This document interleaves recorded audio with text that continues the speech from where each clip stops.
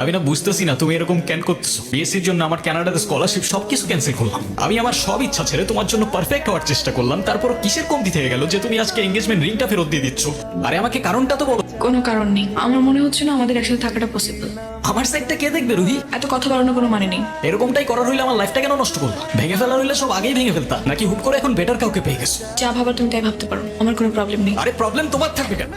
Problem তো তোমার ক্যারেক্টারে।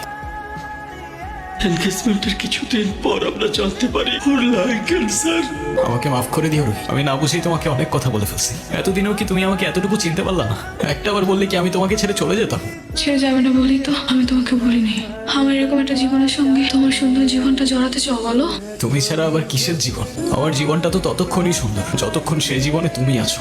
একটাই তো মন আমার, আর কতবার জিতবা? যতবার জিতলে এটা বোঝানো যায় যে আমার জীবনে না তোমার আগে কেউ ছিল আর না পরে কেউ থাকবে। এতটা ভালোবাসো